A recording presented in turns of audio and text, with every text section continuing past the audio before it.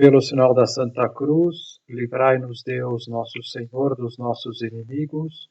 Em nome do Pai, do Filho e do Espírito Santo. Amém. Meu Senhor e meu Deus, creio firmemente que estás aqui, que me vês, que me ouves. Adoro-te com profunda reverência. Peço-te perdão dos meus pecados e graça para fazer com fruto esse tempo de oração.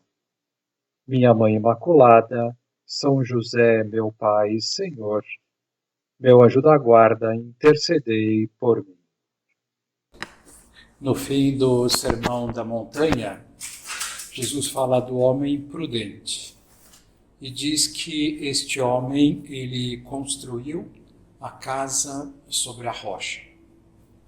E então veio a chuva, vieram os ventos, veio a tempestade e essa casa permaneceu de pé porque estava edificada sobre a rocha. E aí depois Cristo vai falar de uma outra edificação que é construída sobre areia e que essa casa não vai permanecer de pé. E São José Maria, ele dizia para nós que a rocha, podemos pensar em tantos aspectos assim, atribuir a rocha a tantas realidades da vida espiritual. São José Maria dizia que a rocha é a filiação divina,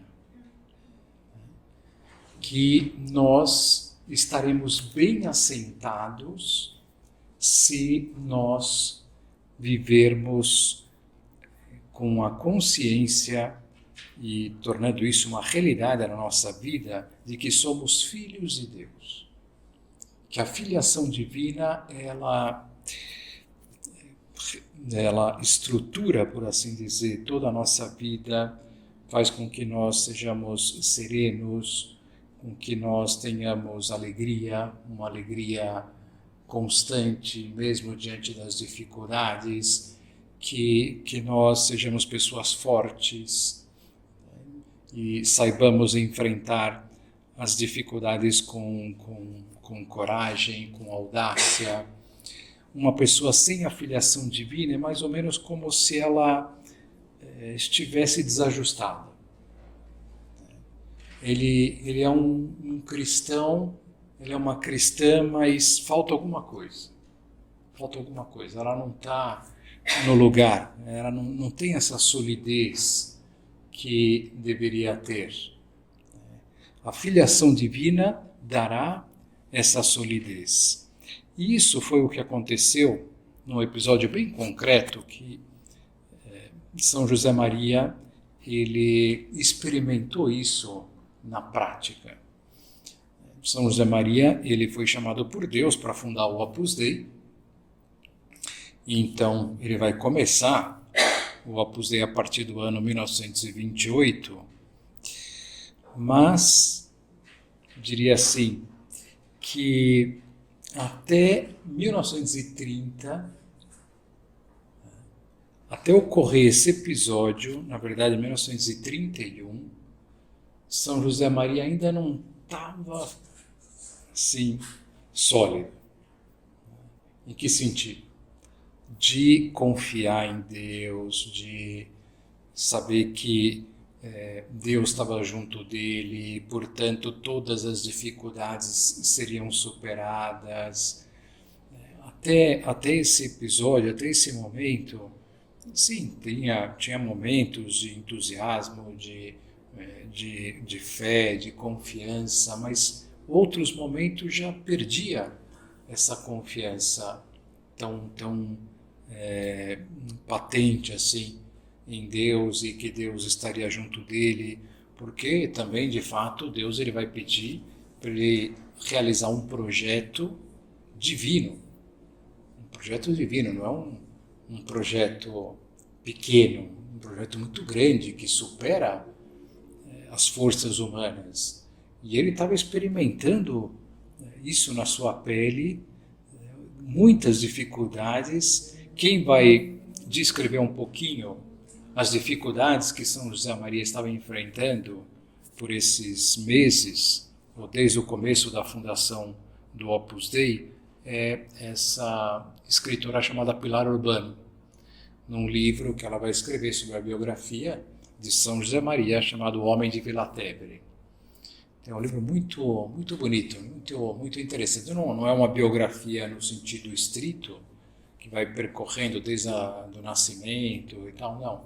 São traços da vida de São José Maria. Então, ela, com muitos episódios da sua vida, ela vai mostrando o perfil, né, de São José Maria, o perfil da sua personalidade, né? Então ela vai dizendo assim: esses anos 30 são bastante íngremes e difíceis para o jovem José Maria, empurrado por Deus a meter-se a ser fundador. Sem meios materiais, sem um centavo nos bolsos, era sacerdote. E o sacerdote, o que ele ganha? Ainda mais se não está nem numa paróquia. São José Maria não estava numa paróquia. Ainda, né, ele tinha se ordenado, depois ele vai seguindo um pouco o que Deus vai mostrando para ele. Então ele viu a necessidade de se mudar para Madrid. Né? Então ele vai se ordenar sacerdote em Saragoça, numa outra cidade, mas ele viu que era conveniente ele ir para Madrid. E aí ele vai conseguir ser capelão lá de um patronato de doentes, de enfermos, mas, enfim, o dinheiro era muito pouco, e depois era o que a gente fala, né, os estipêndios, né, que são o valor de uma missa, né, que as pessoas pagam pela missa, pela celebração de uma missa, né, também é muito pouco. E ele tinha que sustentar a família, porque o pai tinha falecido, a família era a mãe, a irmã mais velha e um irmão bem mais novo. Então, e ele era o arrimo de família. Né? Então, sem meios materiais, sem um centavo nos bolsos, apalpando à sua volta muito mais incompreensão e solidão que qualquer homem disposto a encarar a vida de frente é capaz de suportar. Por quê? Porque uma vez que Deus mostra o Opus Dei para ele vai começar a falar do Opus Dei para as autoridades da igreja e tudo, mas é uma novidade. E as pessoas não entendem. Né? Então, Escrivá vai explicando a obra, que ainda não tem nome, nem tinha um nome ainda, não tinha nome Opus Dei, né? Nem casa, nem qualquer aprovação. São muito poucos os que a entendem. Outros aproximam-se, gostam do ideal, mas a hora de meter ombros a sério, saem de fininho. Desaparece por onde chegaram, sem ao menos se despedirem. José Maria também se defronta com o anticlericalismo beligerante, que por esses anos constitui a atmosfera habitual na rua. Então, anos antes, na Espanha, começa a haver um movimento, né, de muitas pessoas contra a Igreja Católica. Assim como a gente vê hoje em alguns lugares, lá no Chile, queimaram algumas igrejas e tal. Naquela época estavam queimando igrejas. Estavam queimando igrejas e perseguindo quem fosse católico. Então você imagina, você vai começar uma instituição da Igreja Católica com um clima de perseguição, né? Então José Maria também se defronta com o anticlericalismo beligerante que por esses anos constitui a atmosfera habitual na rua e que depois vai desencadear na Guerra Civil, em 1936. Vai de 1936 a 1939, que haverá uma quantidade de mártires enorme, sacerdotes que foram martirizados, freiras, religiosos. São José Maria, ele foi procurado para ser morto, confundiram ele com outro sacerdote, que ele ficou sabendo, e esse sacerdote foi enforcado. Enfim, para vocês verem, né, como é que era o ambiente, o clima. Né? Sente-se aflito e impotente, sem força, sem recursos, sem atalho por onde escapar, e com toda a obra por fazer. Mas, uma vez mais, Deus vai mexer os seus pauzinhos. O jovem sacerdote tomou um bonde na estação de Atocha, naquele Madrid republicano de 1931. De repente, com uma força inesperada, então quando ele entrou no bonde nesse dia, ele estava se sentindo esmagado, né, por tudo que estava acontecendo, né, uma pressão, né, por um lado Deus querendo que ele fizesse o Opus Dei e ele, por outro lado, vendo todas essas dificuldades. Né? Então, de repente, com uma força inesperada, experimenta a certeza rotunda, tremenda, inquestionável de ser filho de Deus.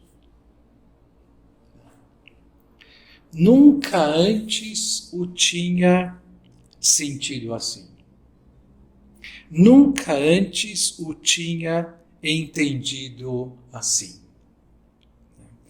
As palavras desta vez são frases do Salmo 2. Tu és o meu filho. Eu te gerei.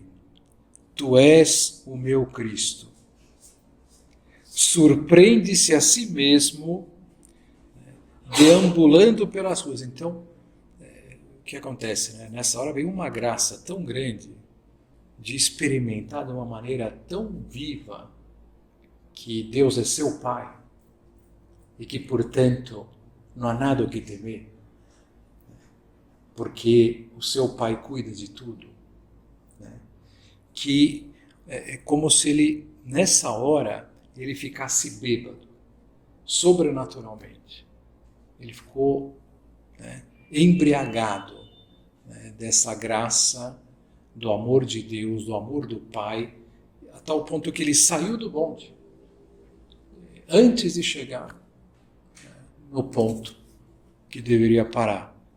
E foi andando na rua, falando assim, pai, papai, pai, papai, paizinho, pai. Né? Então, surpreende-se a si mesmo, deambulando pelas ruas depois de ter descido do bonde, como que fora de si, bêbado de alegria, repetindo 2 sílabas que o Espírito Santo também verteu no seu peito. É uma palavra hebraica, entranhável, familiar, caseira, uma palavrinha leve que soa a um beijo, com a qual as crianças judias tratam o seu pai. Abá, Abá, que é papai. Então, me lembro até de um amigo que foi à Terra Santa há pouco tempo atrás, e ele viu lá uma criança chamando o seu pai lá, Abá, Abá. Né? Então, lembrava desse episódio de São José Maria. Né? Então,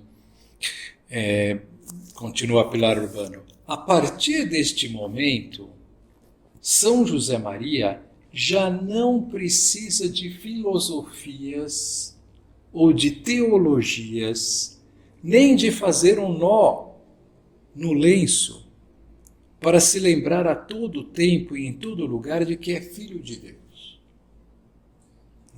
Mais ainda, esse traço da filiação divina fica impresso na espiritualidade do Opus Dei, com mais força do que uma chicotada de amor, como uma marca genética, DNA, o DNA do Opus Dei, a filiação divina, como uma marca genética que define nos membros da obra um perfil de confiança, de nobreza, de segurança, de alegria. Então, a partir daquele dia, as coisas seriam diferentes. Não que os problemas deixariam de existir, mas a filiação divina passará a ser a São José Maria o fundamento e o motor da sua vida. O fundamento de tudo. Eu sou filho de Deus. Sou filho de Deus. E um autor espiritual, comentando esse episódio, disse assim: todos temos que experimentar de alguma forma esse episódio do bonde que ocorreu com São José Maria. E lembrava o que dizia São José Maria, que esta é uma descoberta feliz. São José Maria, ele dizia que para muitas pessoas a filiação divina ainda é um tesouro escondido. Por que um tesouro escondido? Porque todos somos filhos de Deus. Então, isso é um tesouro, o fato de sermos filhos de Deus. Só que tem muitas pessoas que ainda não descobriram esse tesouro. Ainda vivem sem essa consciência da filiação divina, né?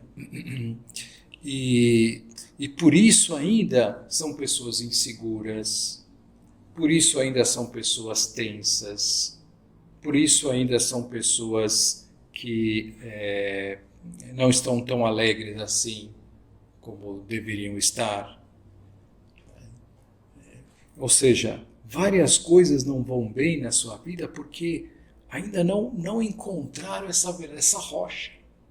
Não encontraram essa rocha. Então nós vamos aproveitar essa meditação para tentar tocar nessa rocha. Tocar nessa rocha.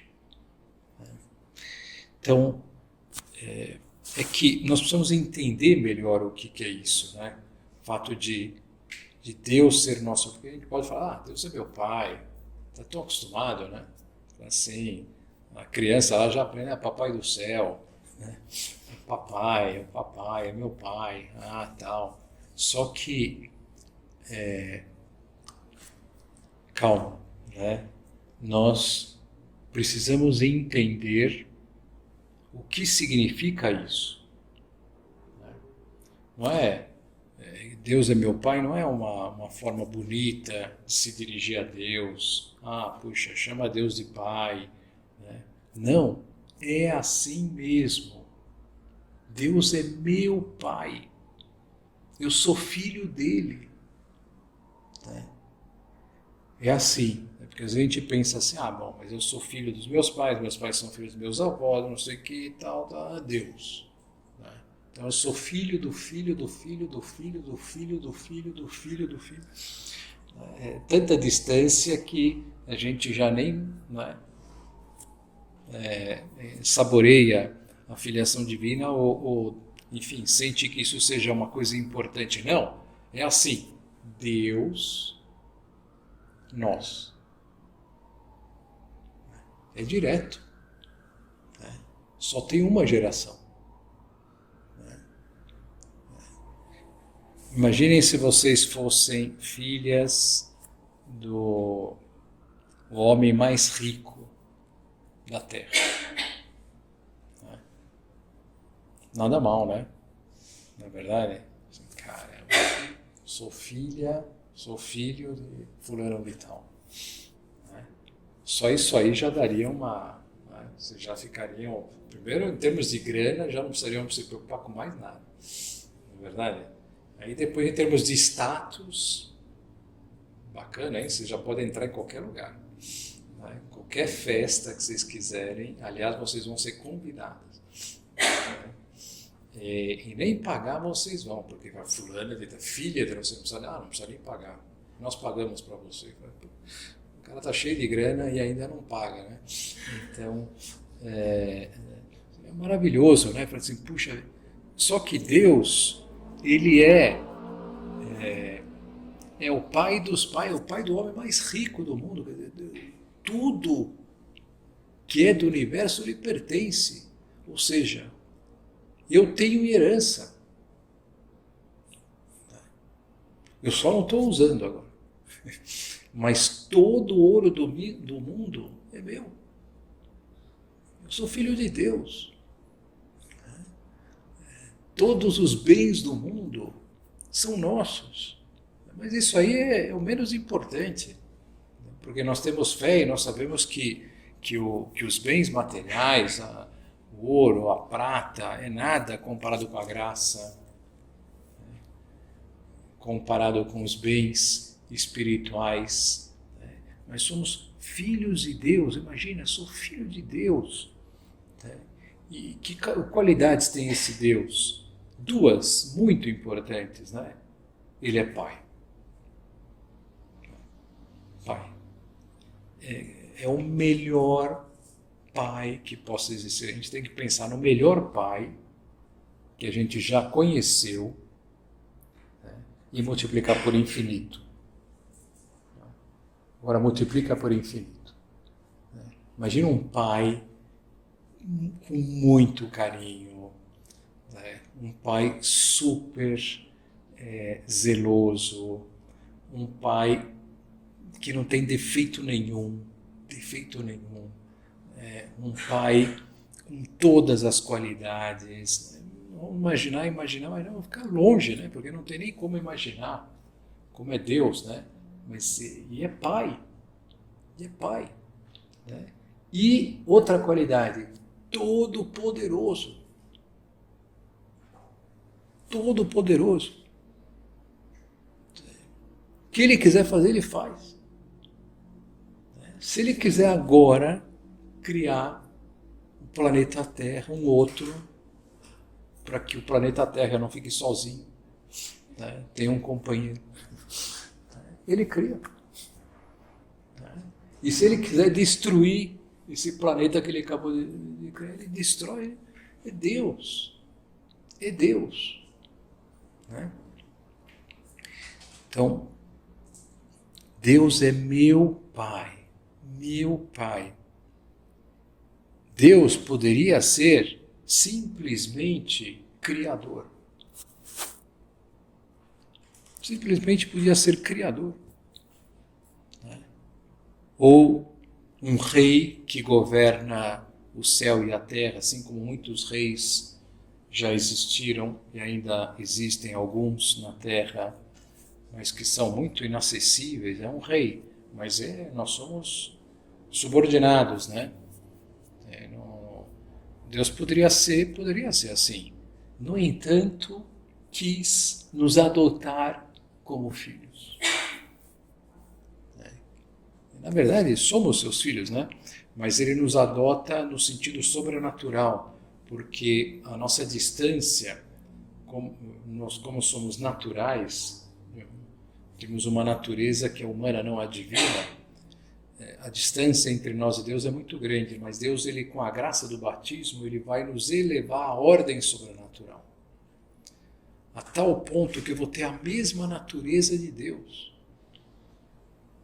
De alguma maneira, nós temos a mesma natureza de Deus, a natureza divina, através da graça. E então eu passo a ser filho mesmo. Então a gente chama isso de adoção, né? Que ele nos adotou como filhos. Né? Nos adotou. Né? Tem o Filho, que é a segunda pessoa da Santíssima Trindade, mas a nós somos seus filhos, porque ele nos criou, mas ainda ele vai nos elevar à ordem sobrenatural. Então, que bonito deve ter sido, por exemplo, quando os discípulos pediram a Jesus para que ele nos ensinasse a rezar. Jesus, ensina-nos a rezar. E você sabe por que deve ter sido muito bonito esse momento? Porque até então Deus não tinha se mostrado como Pai. Em todo o Antigo Testamento, Deus em nenhum momento se mostrou como Pai. Deus foi se revelando pouco a pouco e também foi esperando que nós nos preparássemos para ouvir determinadas revelações, né? Então, nessa hora, ele vai dizer assim, né? Então, deveis rezar, Pai nosso que estais no céu. Os apóstolos, como? Pai nosso que estais nos céus. Né? santificado, né? Nossa, São João, é famosa essas palavras de São João, na sua carta, na primeira carta que ele escreve, São João, ele vai escrever o Evangelho e tem duas cartas que ele vai escrever no Novo Testamento. E na primeira carta, no capítulo 3, ele vai dizer assim: vede como é grande o amor que o Pai nos dedicou, concedendo-nos ser chamados filhos de Deus. E nós o somos de fato. Não é isso, não é uma coisa, né, uma forma de dizer, não, somos de fato filhos de Deus, caríssimos, desde agora já somos filhos de Deus. Somos filhos de Deus. Então Deus é esse Pai, né, que passa o dia, né, enchendo-nos de carinho. Passa o dia pensando em nós. Um pai bom não pensa sempre nos seus filhos, não está com a preocupação, e se pudesse estar do lado dos seus filhos estaria. Então ele passa o dia pensando em nós, passa o dia nos contemplando, assim, embasbacado, assim, babando. Sabe, esse pai que vê e se derrete, vendo o seu filho, a sua filha fazendo as coisas e tal. Olha que filha, meu Deus do céu, que encanto essa menina aqui, né, e quer, né, pegar no braço, né, no colo e beijar. Passa o dia nos dando presentes, né. São José Maria, ele vai dizer no livro Forja, né, logo no começo: Deus é meu Pai. Se meditares nisto, não sairás dessa consoladora consideração. Vamos ficar lá imersos em êxtase, considerando essa verdade. Deus é meu Pai. Que consequências tem essa verdade? Inúmeras, inúmeras. Primeira, serenidade. Serenidade. Se temos um Deus assim, que é Pai e infinitamente poderoso, todo-poderoso, né, não há motivos para termos preocupações. O que pode vir de ruim se nós estamos sob o seu amparo? No entanto, vira e mexe, nós estamos, né, tensos, suando frio, não dormimos à noite. Por quê? Porque ainda não descobrimos a filiação divina. E o que nós temos que fazer? Descobri-la. Aprender a abandonar-nos nas mãos de Deus. Vocês conhecem aquela história que conta Dom Rafael? Não sei agora em qual livro, em vários livros, né? Porque ele gostava de contar as histórias e repeti-las bastante. E ele vai contar a história de quando ele aprendeu a nadar. Quando ele aprendeu a nadar. E ele vai dizendo assim: lembro-me que quando eu era criança, o meu pai, para ensinar-me a nadar, queria que eu começasse a boiar. Dizia-me: fica de costas, põe a cabeça para trás, estende as mãos como se abraçasse o mar, estica bem as pernas, agora relaxa, meu filho, o mar lhe sustentará. Eu fazia isso e afundava. Engolia água e ficava assustado. Mas pai, que brincadeira é essa?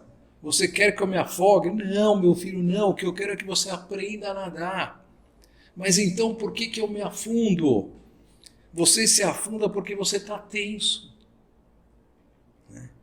E meu pai acrescentou: vamos fazer uma nova tentativa. Eu fico amparando você com as minhas mãos. E assim o fez. E aí foi dizendo: relaxe, relaxe, relaxe, confia, confia, confia. Eu vou tirar uma mão, você vê que não se afunda, e vou tirar a outra. Você já repara que agora é o mar que lhe sustenta. Estou aqui por perto. Confia. E assim aprendi a boiar. Boiava suavemente, repousadamente, olhando para o céu de tempos em tempos. Mais ainda, foi assim que pouco a pouco tornei-me um bom nadador, como meu pai me assegurava. E aí depois ele concluía essa história dizendo assim: nós afundamos porque não confiamos, porque estamos tensos. Você já experimentou boiar em Deus? Boiar em Deus. Abandonar-se em Deus. Confiar em Deus ilimitadamente. Relaxa, relaxa, relaxa. Confia, confia, confia. É o que agora nos diz o nosso Pai do céu. A nossa segurança é proporcional à nossa confiança. Se eu não confiar, eu não vou encontrar essa segurança. Toda a força de Deus está, por assim dizer, em dependência do nosso abandono. O mar de Deus nos sustenta. O abandono provoca o poder e a misericórdia de Deus, move as entranhas do nosso Pai. Como quando uma criança aos prantos se agarra ao pai gritando: eu só confio em você, eu só confio em você. Será que um pai na terra não empregaria toda a sua força para não decepcionar o seu filho? E que poderíamos dizer de Deus, infinitamente bom e todo-poderoso?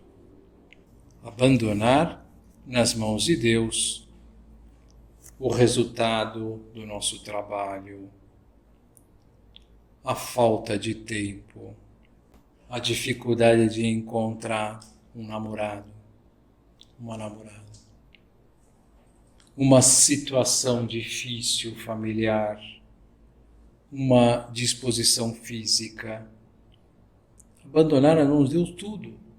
Sem esse abandono, viveremos dominados pelo sentimento de desamparo, de medo, de solidão, de ansiedade. Então, vamos terminar já essa meditação. Podíamos falar de muitas outras coisas, né, que vêm da filiação divina. Então, vocês percebem como é importante aprofundar nessa realidade. A tal ponto vocês viverem dessa realidade. E vocês vão ter a certeza que já estão vivendo se experimentarem os frutos. Se ainda eu estou tensa, é porque ainda eu não vivo totalmente da filiação divina. Então, vamos pensar nisso, vamos pedir a Nossa Senhora que ela nos ajude a descobrir, aprofundar e viver da filiação divina e assim estarmos postos sobre uma rocha seguríssima para a nossa vida. Dou-te graças, meu Deus, pelos bons propósitos, afetos e inspirações que me comunicaste nesta meditação. Peço-te ajuda para os pôr em prática. Minha Mãe Imaculada, São José, meu Pai e Senhor, meu anjo da guarda, intercedei por mim.